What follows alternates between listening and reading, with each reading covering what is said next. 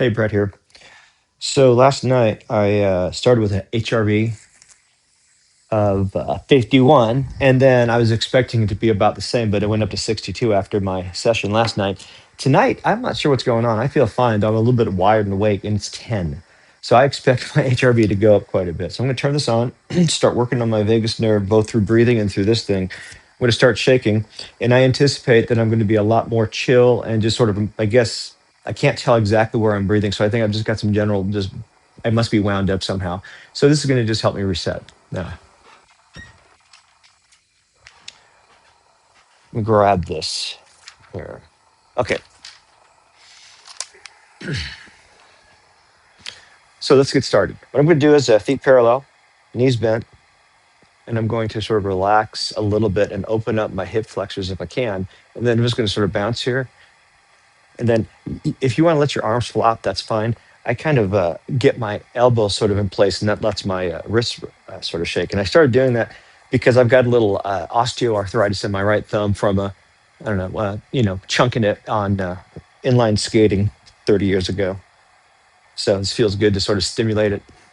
Right now, it's a little bit sore, but after this, it's not sore. So this is sort of like I'm kind of just sort of stimulating it, and it seems to help a little bit. Uh, if it starts to hurt more, I'll stop doing it. In any case, so tonight I want to talk about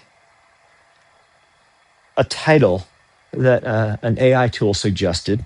Let's get that. And then I'm going to sort of talk a little bit around that. So the title is Shapes Awaken from Wu-Chi Paradox Ignition. All right, so let's go ahead and go into that a little bit. So this is almost Wu-Chi except we're moving. Wu-Chi means before Tai Chi. And Tai Chi, grand ultimate, is the separation of yin and yang. Yang. I'm going to say it. I'm going to say it a number of different ways. It doesn't really matter. In any case, so Wu Chi, I'll go ahead and get into it for a second. Feet parallel, knees bent. Now this time I will, since I'm going to be relaxing, I'm going to actually try to relax my sacrum. If I'm able to do it, the sensation, if I push my sacrum down, I feel it primarily in my heels. If I can relax my sacrum, it also opens my hip flexors, and it's going to spread my feet out, and I can feel it up to the arches of my feet. And I'm not getting it right now, but that's fine. I'll go from here. Push my head up, Fontenelle, and I'm going to let go for that for a second. Just watch my weight shift. All right, I'm going to just push my head up, and I'm going to have to stop. I normally stop that, but I didn't do that. That's just my weight distributing naturally. So when I extend my spine up, it's going to actually redistribute my weight. It's going to help my hip flexors, and that's how I'm going to get body engagement. So this is something from Tai Chi. So Wu Chi, however, the distinction is when we're in Wu Chi, this is before Tai Chi. Now think about that. If Tai Chi is the separation of yin from yang, what is no separation from yin or yang? It's unity, singularity. So metaphorically, this is before the Big Bang, though that's a local relative. It's not an absolute relative. So before the Big Bang, and then somehow I need to start moving. So let's go back to shaking for a bit, and I'll talk about that. Let's go into learning for a second. When you're trying to learn something, there are models, lots of ways to think about it, but one thing is definitely the case. You need to have a little bit of, you need to take a little bit of effort. And the numbers I've seen are like 15%. And whatever, 15%. The bottom line is, if you're always succeeding, it's not going to help. And if you're failing too much, it's not going to help. And what is 15%? That's going to be your thing. What is just the right amount to propel you on? So learning needs a little bit of failure. Now, in fact, if you think about it, the first step in learning is you have to invest some energy to considering getting into it, and then you're going to fail. And that's necessary. The way you figure out the edges is you trip over them at first, and then over time you get better and better and higher fidelity at not tripping over the edges quite so much. So the question then is, how can you do that better? Well, there's a lot of things, and sort of like preventative maintenance. First of all, you've got to take care of your body. You're not going to, I live in America, you're not going to get a good diet if you listen to standard medicine. And I'm just saying, I'm not saying eat, I'm not going to even talk about diet because it's kind of irrelevant. I mean, it's really an important thing, but it's just generally it's too much of a religion. So I don't care about diet. I care about nutrition, right? So I care about macro balance. I care about micros, and I eat lots of things. But I'm actually pretty careful. I make sure to have a certain amount of good things so that it's not so extreme, right? I try to find some balance, and sometimes I get a little bit too far into the sprouts, and sometimes I get too far into the ice cream, and that's something else to think about. Don't think about fixing things. Think about responding to change. You need to sort of get into the habit of expecting things to change, and failures are necessary for learning and growth. And I know it's a cliche. The older I get, the more all these cliches seem to make sense. You know, you have to fail. You have to surrender and allow yourself to look like an idiot. I mean, look at this. But you know, here's the thing. I'm sleeping better. My HRV is improving after doing this, and week over week, my HRV is going up. My HRV is correlated with vascular health, skeletal health, muscular health, mental health. So pretty much everything. So I'm just going to enjoy shaking myself. And I'm just surprised at how well this works. If you are not into meditation, this gives you similar effects to meditation. It's not the same thing. To me, I mean, there are a lot of similarities. This actually has a more whole body effect for me. And this may not be your thing. Something else I want to point out. I'm right now a big fan of shaking. What if that changes? Okay, well, it changes. So what? The important thing is try to find something you enjoy that is somewhat helpful, that you just feel like doing, and then do it. And then try up new things, move, and you want to keep changing things up a little bit to keep your brain fresh. Now let's see.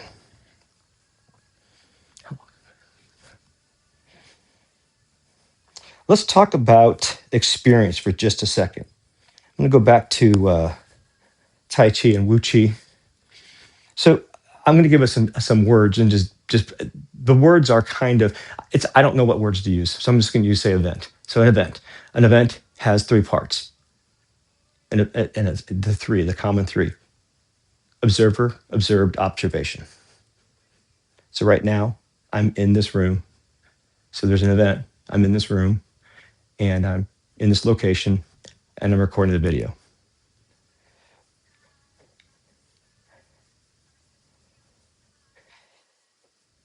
Do I really want to go there? Man, I'm really okay. So this is interesting. Okay, I'm going to now go into observation for a second. So with a low HRV, my brain power is definitely gone. I'm not suggesting it's particularly good, but yeah. So what I'm going to do is I'm going to sit here and shake for a second, and then I'm going to come back and see what happens. I'm going to stay recording, so you can see the whole thing. But I wonder, do I want to start stretching yet? Let's try something.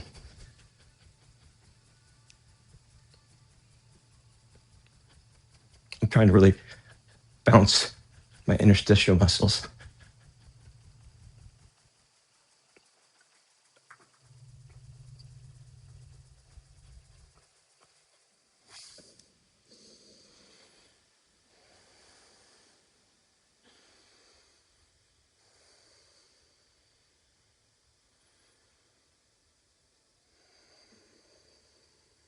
Oh, that helped. All right, that was good. I'm not sure why my HRV was so low, but I just need to sort of just give myself a jolt to do whatever. So my nervous system was in some kind of strange attractor and stuck, and it needed a little bit of a shock to help it get out of a strange loop. And that's what this does, shaking.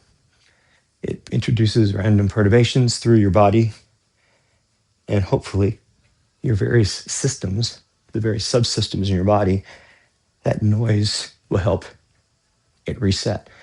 And though there's no, I think just the coincidence that there's some threshold of noise that is also good for the kinds of systems that our bodies are in terms of their feedback mechanisms and so on.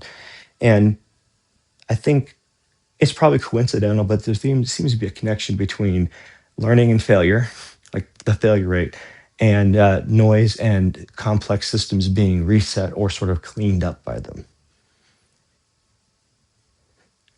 And it might just be a coincidence, but I got to wonder if there's some kind of deeper structure that connects them together. I mean, there is, obviously, everything is ultimately somehow connected because back to the triad, observer, observed, observation. If there's not an observer, it's just you and an event. I mean, you can do that. You can make it up in your head, but then you have a relationship to the thing in your head. So that is a triad. And really, when you look at the way our bodies work, there's really no direct connection between the actual thing that's happening and your brain's processing it because of the way the information gets to us. And I've talked about it before. That's just a fact. That's just a neurological fact. So, we're really living in a simulation of our own creation. And that simulation is being programmed slowly over time through experience. So what happens is you start to have experiences and your brain starts to make patterns. And then eventually you get to the point where you start to recognize things and so on and so forth. So it's a constant thing of you've got a system like a baby. Initially, a baby does not know that it's separate from its mother. And then at some point, and I don't remember when, it starts to notice that distinction. So that baby goes from being literally, as far as it's concerned, just moving in a single unit, somehow connected, and then it goes to disconnected. And it keeps going from there, downhill. The more that you look into things, the more you can find out about things. And so information kind of like essentially expands onto infinity. Though the problem is the further in you get, generally speaking, the more effort, time, resources, electricity it takes to do that. For example, when we look at subatomic particles, somewhere like at CERN, they're spending a few dollars on electricity to get stuff going really fast around some magnetic circles and then making things go boom. And I appreciate big booms. Growing up on the farm, I burnt off an eyebrow one time by playing with fire. To this day, I like playing with fire. And I have not burnt off an eyebrow since then. So I just want to take an observation back. That sort of spastic shake I did really did help just jiggle my body. No kidding. That's not just me. That just happened. So I had no idea how much that was going to affect me, but it sure seems to have calmed me down a bit and sort of brought me more into my body. It was almost like I wasn't quite in my body at all. I didn't feel like I was anywhere else. I didn't feel like I was really there. So that kind of shook me up enough to bring me back home. And now I can tell. Like before, I couldn't tell where I was breathing. I'm about up here, so I'm still in the mid-dantian. This is the moon center or the fire center. Wait, is that right? Yeah. Bring water up to fire. Steam. That's right. Got to remember the metaphors. So since I'm just mentioned some Tai Chi, let's go ahead and go into Wu Chi for just a second. I'm going to talk about it in a little more detail. And I've got I've got a lot of tingling along my skin and such. I've really got my blood flowing. I can feel it. So it feels really good. And also, I don't know if you can see this. I'm not sure what the color's going to look like, but my hands are pretty red. So I've got some nice blood flowing into my hands. And I can tell my hands they're not as warm, and they sometimes are, but they're still pretty warm. Okay, so now I still haven't moved where I'm at in the room, so I'm in the squeaky part of the room. My feet are approximately parallel, about hip width apart. I'm going to slightly bend my knees, and I'm going to relax down. And my goal here is to get my body balanced and neutral as I can. So, for example, the so-called Lao Gong points, and I'm going to come back to these. This is supposedly an energy center. I'm going to explain why that's actually the case from a Western scientific perspective by demonstrating it in a deep stretch with introducing, the second bow from Tai Chi to do it. So I'm going to mix Tai Chi, deep flexibility, and energy points. All right. So I'm sitting here with my Lao Gongs pointed into my mid-dantian. My mid-dantian, just down here, it's just below the belly button. It's really where your reproductive systems are. And so I'm pointing into my center of gravity, my physical center of gravity. And now I'm trying to be at rest. My feet are turned out a little bit, aren't they? Here. You can tell. try to find a neutral position. And so this is as close as possible simulating non-distinction. No yin, no yang, no thing. And then a paradox, an attacker occurs coming at me. My first response as their fist comes in is to engage, move to one side so that my weight is no longer in their center of line. As the fist comes in, I then reach up and I grabbing the fascial tissue, pulling them away from me. Empty step up into a cat stance, weight still back, empty step again, and then I push the person away. So you go from balance, non-distinction, to distinction, movement. And it's the incoming force. So if you think about it, that's an experience. I'm just sitting here, minding my business. Nothing's going on.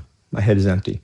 Somehow, my internal system, my senses, notice movement, notices a distinction that wasn't there. So I've gone from essentially, I don't know, to, wait, I don't know. Now, all of a sudden, there's an infinite change. Something has happened. Paradox. And all I'm saying by paradox is you're about to have an experience that may or may not give you some new options. That's it. And I guess it's just a word, and I kind of like the word. It's kind of cool. So anyway, a paradox. Just a ripple on the water distills the tranquility. And in reaction, the incoming force is, I've got a prop I usually for this. I'll do this from the side. Oh, here we go. So someone's attacking me. Incoming fist. So what I'm doing, as the fist comes in, the first thing I do is I shift to the side. Now I'm going to exaggerate it just to give you an idea. I'm doing that, but I'm doing that a lot less than that. I'm doing it more like about so. The idea being that as the fist comes in, it's still going to hit me, but instead of hitting the breastbone, it's hitting just off the breastbone. And I take in that energy and I grab on. This is grabbing their arm. I protect my groin, and then I either hold a ball or I hold a person. And that's what I'm doing here. And so again, I go from no thing, no distinction, engage, take in, prepare, respond. And then all of a sudden, someone comes from the side. So I engage, take in, squeak that floor. I need to put a nail there. And then respond. And so it's a continuous in and out and flow. And then at the very end, you return back to stillness and Wu Chi. And so every time you practice the form, you're simulating your own personal universe from no thing, big bang, engage, and then back to stillness. And in that moment, with that slow motion, you're doing a whole bunch of good stuff neurologically, physiologically, etc. Especially if you're adding in visualizations. The visualizations increase the blood flow in the brain, yada, yada, yada. But what I'm going to do now is I'm going to show you how this makes entire sense. Right here, right there makes entire sense from a big stretch. Here we go. So tight forearms are pretty common. And a great stretch for this is something where you do this, and then you turn your hands outward, and you keep turning them, and then you give them pressure. Hello, kitty. Now, this right here is often good enough for most people. But this is a really good stretch for your forearms. And if you just do this, excellent. But here's what happened. And this actually, the reason I'm telling this story is multifold. One, I want to show the example that this so-called energy point is actually the point that'll get pulled up on your skin when you do what I'm about to show you, demonstrating that there's a direct connection between the ligaments in your system and your tendons and your ligaments and right here. And the same thing is the thing in the so-called bubbling well in the arch of the foot. And so these things are connected. And when you actually can figure out how to position your body and get the whole ligaments and skeletal structure engaged, you can actually feel, I sometimes can feel my left arch connected to my outside hand. It doesn't happen very often, but it's there. And so these connections, they exist in the body. And the sign of infinity, which is the yin yang, the ligaments go like this, cross, and then yin yang is in, out, and in, out. So that's really what we're talking about. Just the fact that circularity is good for the body. When you move like that, you're going to align your body, your brain, and I mean that in a physiological sense as well as a mental sense. So now here, my forearms are pretty well engaged. I'm going to go back a little bit and get into a tabletop. And Chesterfield, you're going to help me, aren't you? Boy, I really wish you weren't doing that. Okay, buddy. You gonna be good for a second? Doesn't matter. This is good. Okay, so now I'm gonna in the tabletop a little bit back. I bring my knees a little bit back. What I'm gonna do is I'm going to attempt to push my sacrum to my heels. And actually, I think I'm going to go further back. I have to get a little more engaged. There we go. Okay, let's see. Yeah, right there. I can feel the skin on my palms pulling up just ever so slightly. So if you look at many of the energy points, they have corresponding connections in the body. And I'll just say this, I'm not suggesting that anything in one system or other works. They're just models. So again, is the model useful? Is the model not useful? And the older I get, the more I'm finding value from both, middle way and all that. So I'm going to go back into shaking for a second because I don't need to actually do that pose. My forearms are pretty well stretched. I've been keeping them pretty well stretched just sort of regularly. And this pose right here, or sorry, this activity will do that as well pretty nicely. So why is this so good for you from the lymphatic system? The lymphatic system is passive. This is the pump. You are the pump.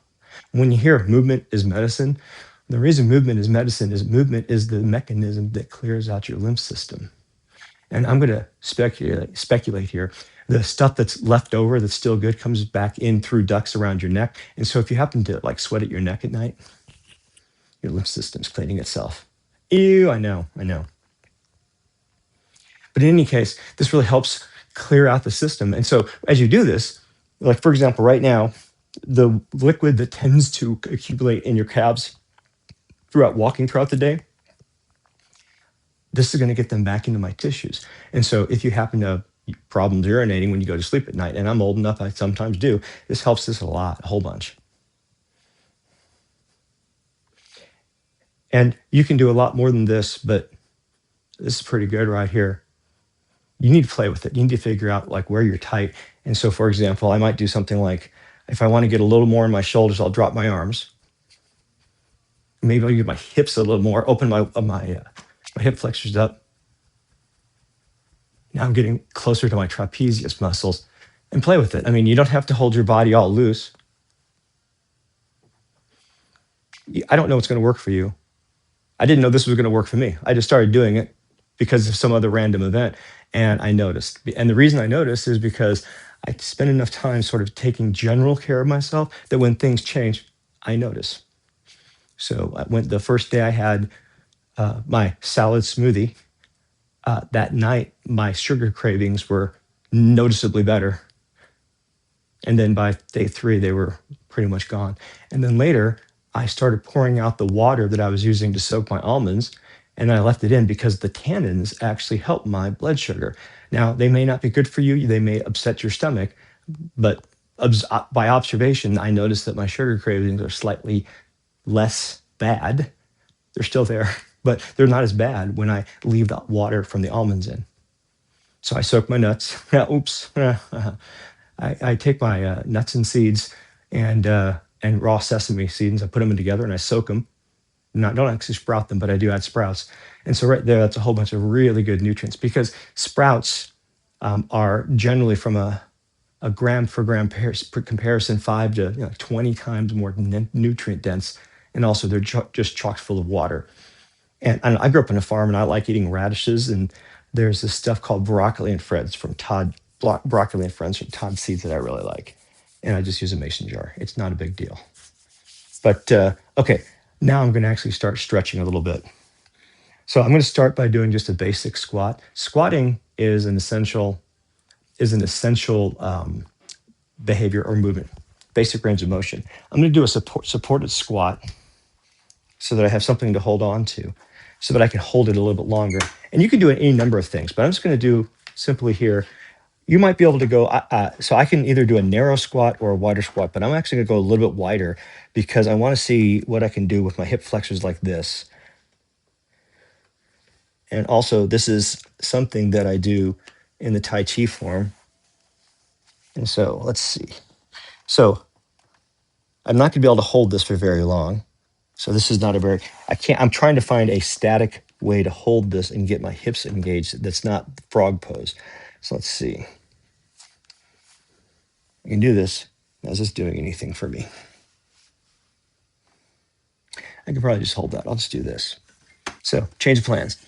That's the thing.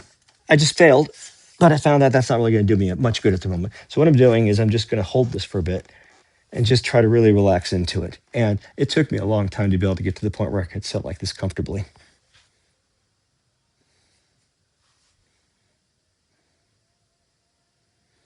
If you have something to hold on to, like a pole, you can lean back. I don't think this is going to have sufficient weight, but that is fine. I've got a heavy chair over there I could use, but I really don't feel like moving it. If you want to add a little bit of groin action here, prayer palms, and then just push your arms back. So right there now, that's a bit there.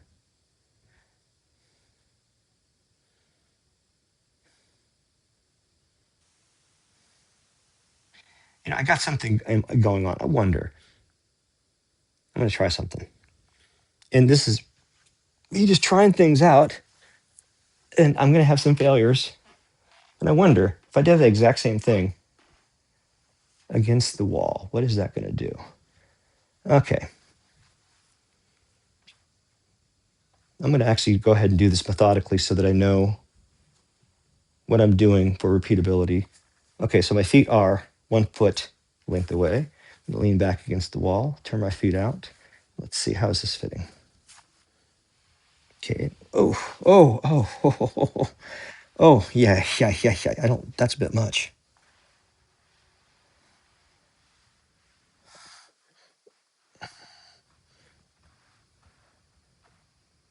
Oh, okay. Well, yeah, ooh,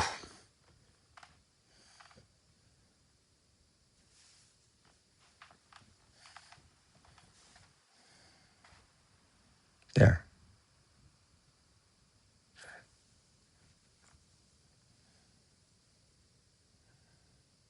Okay, I don't like the way that's hitting my knees. I'm going to move this a little bit.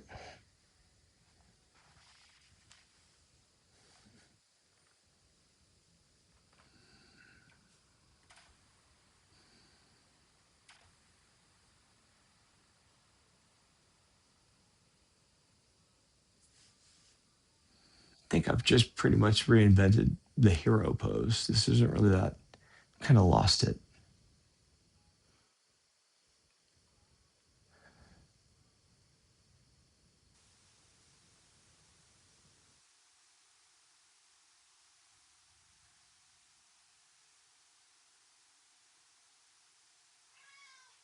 Hey, Chesh, what's up? Don't think this is a good pose? Yeah, I tend to agree with you here. Let me go ahead and do, instead of that, what I was essentially just doing there was almost like this, except there's a thing called saddle pose. And this is good for the hip flexors a little bit. Let's see.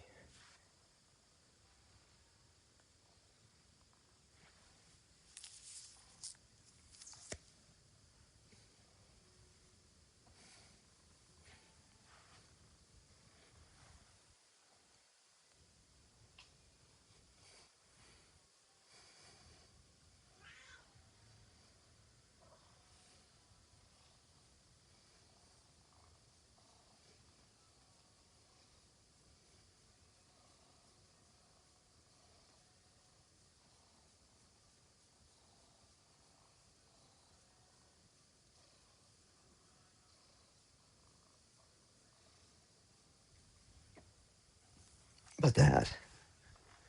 Now I'm going to do hero instead. Here we go. So I'm going to keep my knees proximally together. I'm going to hyperflex my ankles. I'm going to hyperextend my ankles and hyperflex my knees. And then we'll see where I go from there.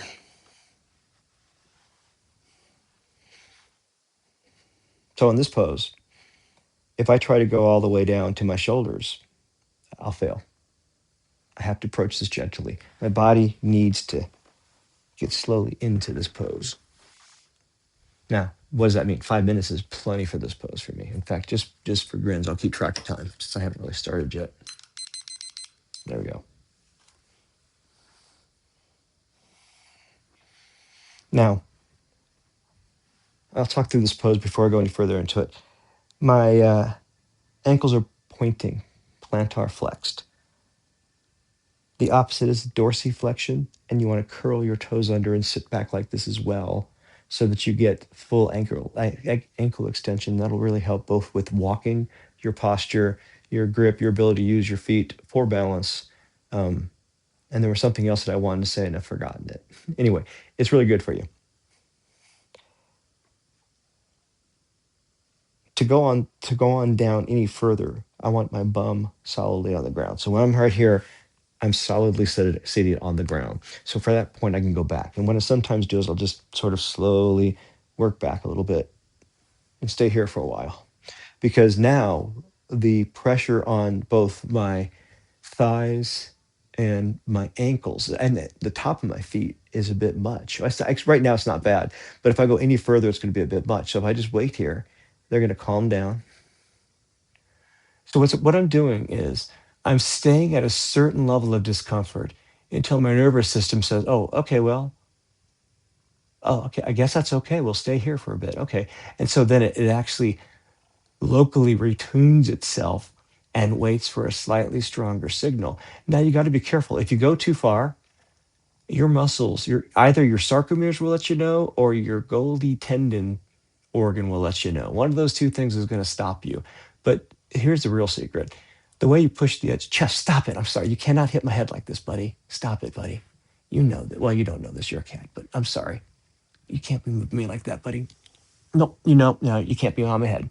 No, not on this pose, buddy. Sorry. There's fine, though.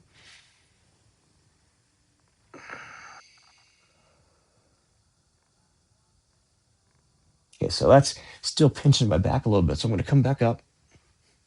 I'm still a little too tense and tight. And unfortunately, so that's with the kitty.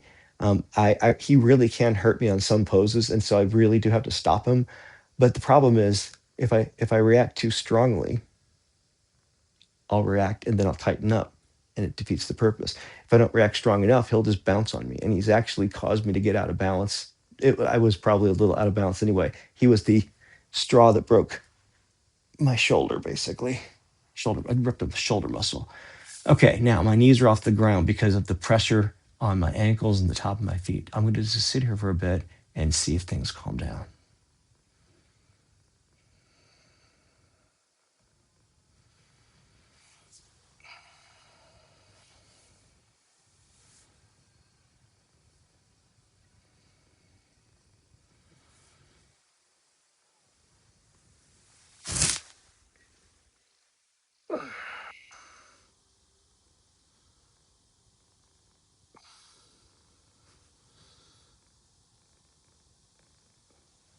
Now I'm pushing a little bit to get my knees down, but oh, okay. I'm going to stay here for just a bit.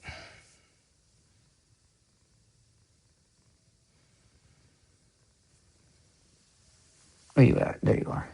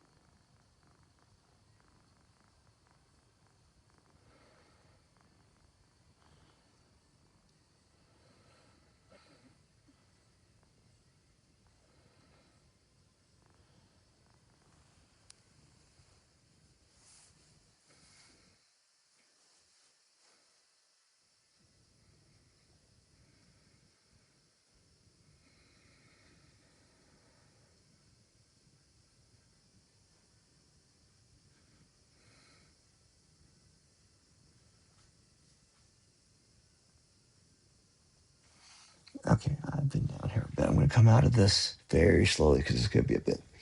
Oh, yikes.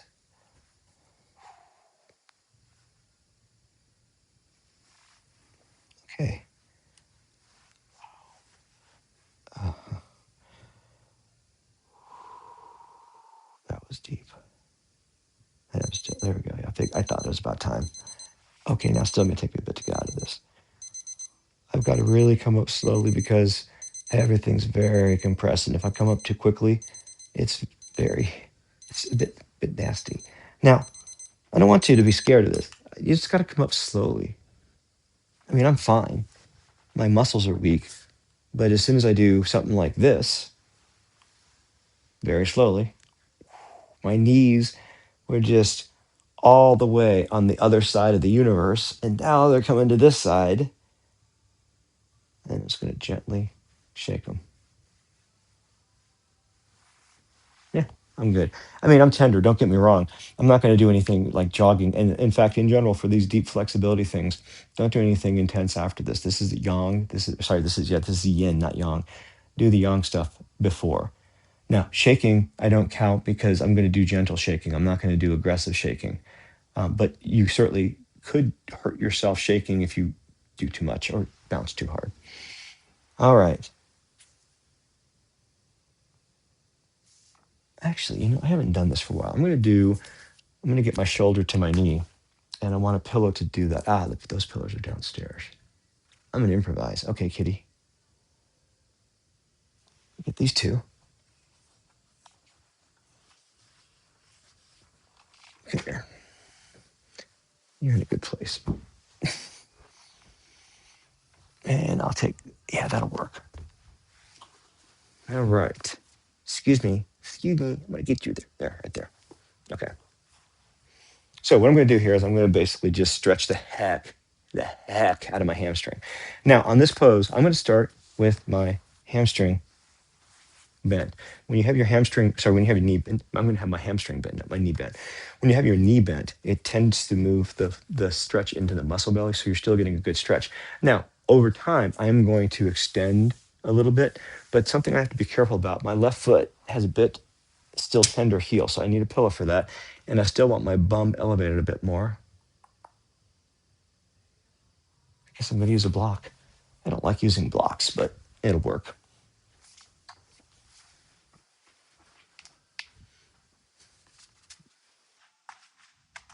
All right. Now, this is just so that you can fall forward, letting gravity do the work. And a couple other things. So, when you're doing forward folds, especially, you might find some tightness in your lower back.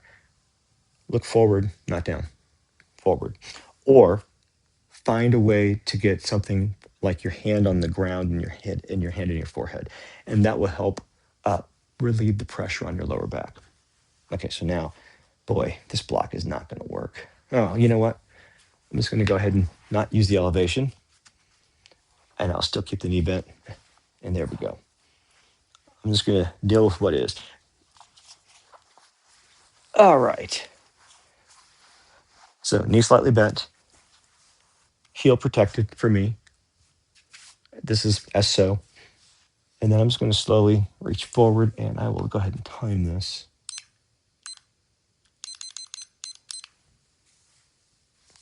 I'm going to just sort of start slowly. Well, oops. Okay, so this, I don't remember the frequency, but it's stimulating my vagus nerve.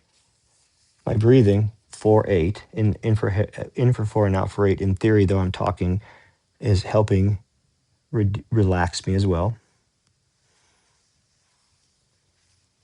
And then I'm just getting to a place of mild discomfort, waiting it out. And then a little bit deeper, maybe some side to side. There's no rush. I'm not doing this to specifically fix anything. I'm doing this as ongoing maintenance of my body. I am making my own user guide, Brett's guide to keeping Brett's body working. And the way I've done this is slowly over years make really, really small changes. And by doing that, if you don't invest a lot at first, you can get rid of it if it doesn't work. So in lean theory, one of the things is constraints. Constraints can help with innovation, but sort of like learning, you need some failure, you need some constraints. They're not too many constraints. And how do you know the right number of constraints? Got to figure that out for yourself. I know it sucks. It does. Trust me. I had a traumatic summer when I was 23. No, I'm sorry, not summer. It was fall. And I had been taking classes on recursive programming, had done recursion in assembly. I was doing something like, let's see what I was I teaching? No, I was a research assistant learning small talk in C++ at the same time. I'm in college, and I'm working 35 hours a week, teaching a couple classes, and my girlfriend rightfully dumps me. So I snapped, and that and Gödel, Escher, frickin' Bach. I love that book. Gödel, Escher, Bach. An Eternal Golden Braid by Douglas Hofstadter. It is a wonderful book on recursion, fractals, and motifs moving in known patterns. So Escher is a famous painter that does sort of impossible landscapes. Bach plays on themes. And Gödel came up with an interesting proof, essentially saying that, and I don't know exactly how to quote it, but for a formal system, there are going to be truths and falsehoods that cannot be proven or disproven in that system. And the only way to solve that is go to a higher level. Now, what that really says is everything's a model, including this statement. And what that really says is every model exists for a purpose. And if it's doing its purpose well, then it's a good model. And if it's not, change it. So for example, my Tai Chi sensei does not, or he loves Green Dragon diving for the Pearl of Wisdom. I really like that one. But for me, shaking is my jam.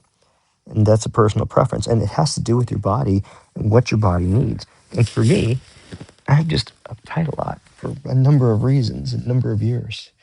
And so shaking is just a good general thing for me. It might not be for you. But the thing is, you just try and see what works for you.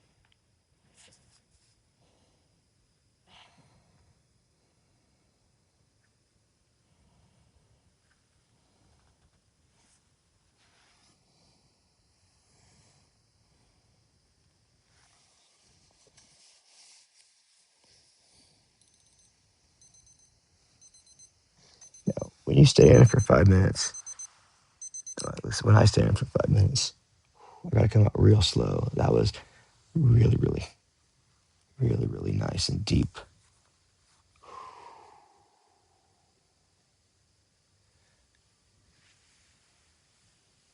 Okay, now I'm going to do a counter pose to sort of just help my back a little bit. So I'm just going to put my hands behind me, going to point them back, and then I'm just going to sort of push my hips up, pull my shoulders back,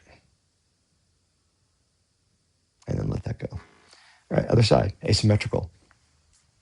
This side starts a little tighter, but by the end, they're about the same. If it was generally tighter, I would do it longer. It's not. All right. Now,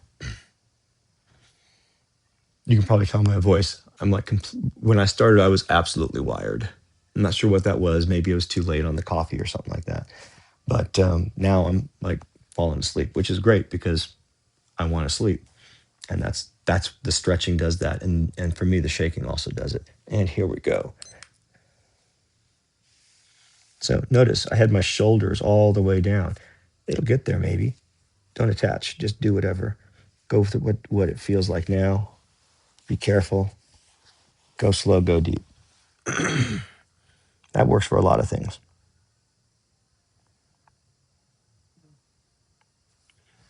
Come here, kitty. Where you at? Come here. There you go. Now, later in the pose, I won't be playing with the kitty. At a certain point, I have to stop because I've got my muscles too engaged or too stretched, too disengaged, actually. And I mean that in an actual sense. So I talked about LAB color a couple nights ago. I don't know if this is the same mechanism, but I imagine it's the exact same mechanism. So LAB color, your eyes. When you are in a place where there's not a lot of different colors, like say you're in desert, so there's a lot of different hues of sand, your eye can retune temporarily and turn on and turn off certain sensitivities so that it can separate distinctions and you can see better color. A camera doesn't do that, but LAB color allows you to simulate that. Okay, so I'm gonna suggest that a similar kind of mechanism is happening here. It's not exactly the same because I actually I don't know, but I'm just guessing.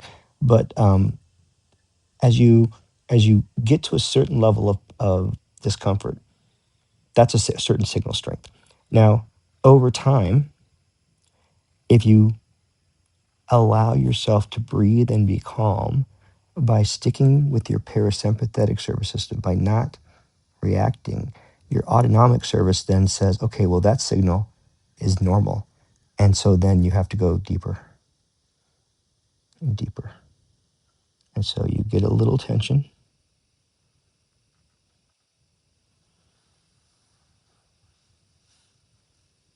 And then you just sort of wait and pause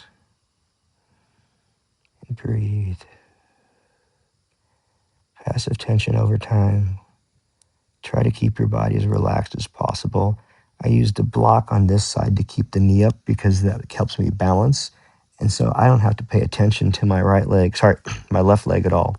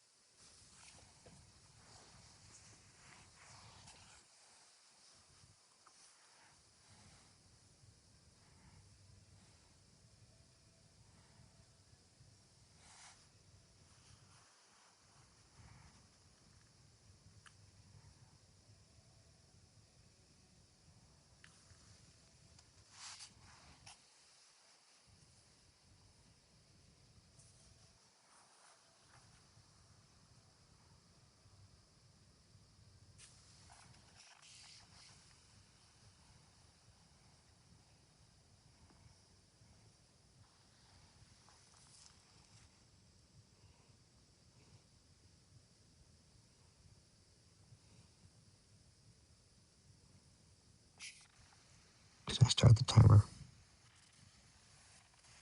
I did. Oh my gosh. I'm this deep and I've got that much time left. Hello.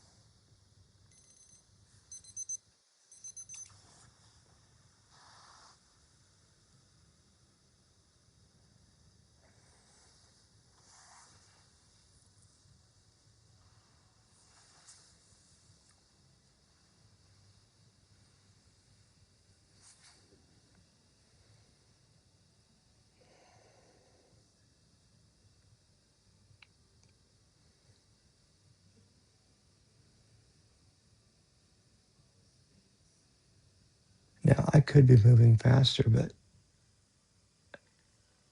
it feels really good to just move slow and let the body sort of slowly relax.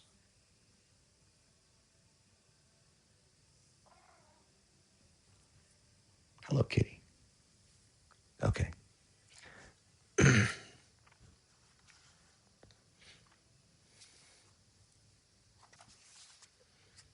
So here's your paradox. How do you get started?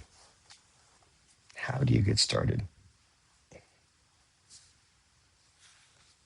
I generally find my process is generally desperation or absolute necessity. But just try something. Try shaking. For example, did you know housework counts as exercise? When I'm not feeling like exercise, I'll do some housework. It counts. It really does. And you know what? There's always housework.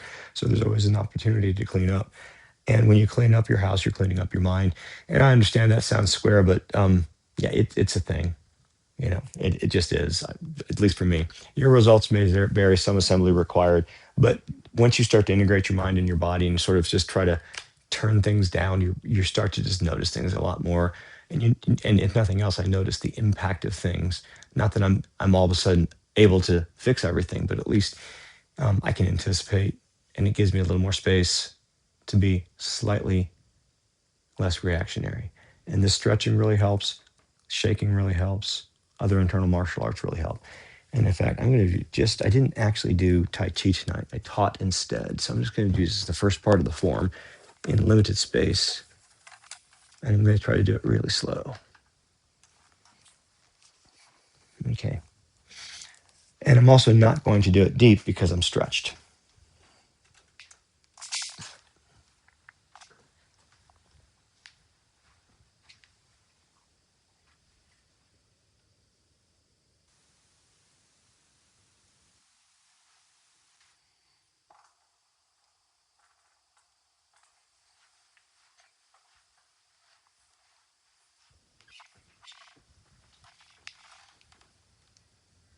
Here we go.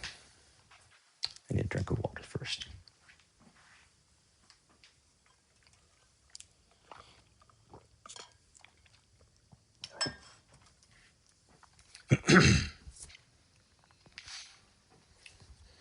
I'm going to go ahead and also, I'm going to go ahead and announce my foot movement because we have some new students, had some new students in class, so why not? Not my, well, I'm not, anyway, new students. And I am going to guess that my HRV, which started at 10, is probably going to be in, the 50s. I'm pretty tired right now. All right. Actually, I'm going to not call out anything. I'm just going to go and do this.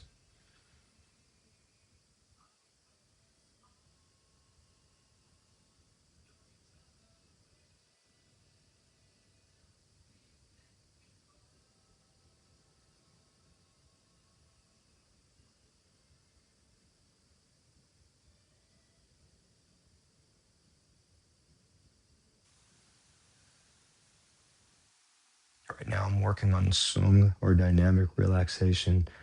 I'm working up my body in terms of ligaments. I'm extending my spine via the fontanelle. And then I'm doing some medial rotation on my arms to relax the ligaments on the inside so I can take my sternum and effectively to put my my spinal column into my pelvis.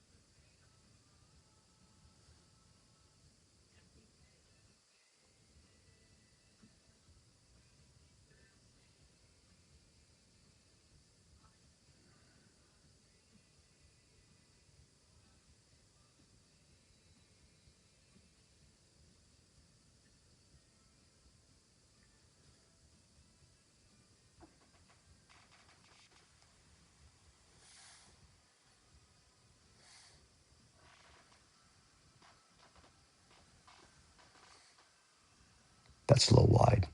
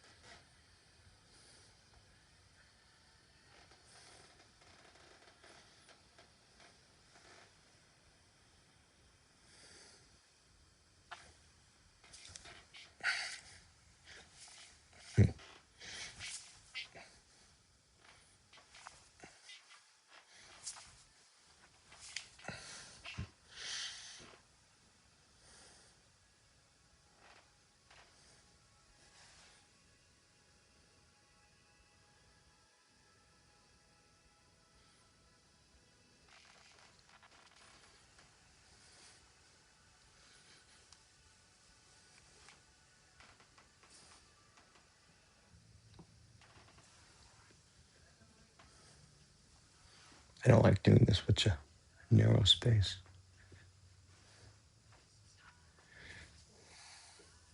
I'm just doing the first part of the form.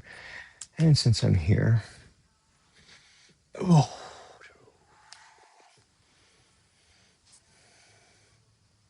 might regret not having pillows.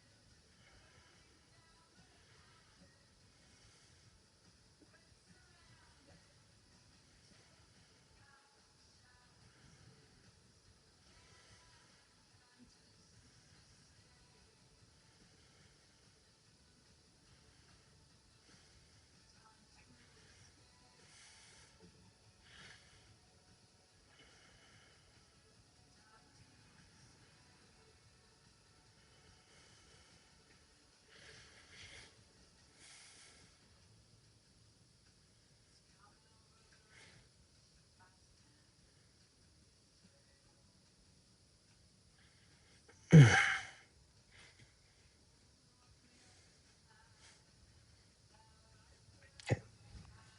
I can't do this much longer safely because I won't be able to get out without doing something nasty, as I'm already having trouble getting out because I don't have equipment, and I don't want to do that. Oh, wow. Okay, I'm fine. Whew. Okay, well, I think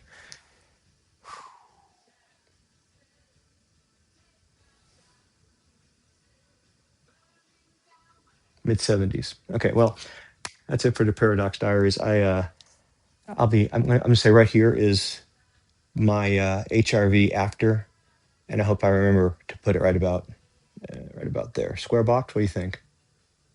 Maybe some fireworks right here. We'll see. Good night.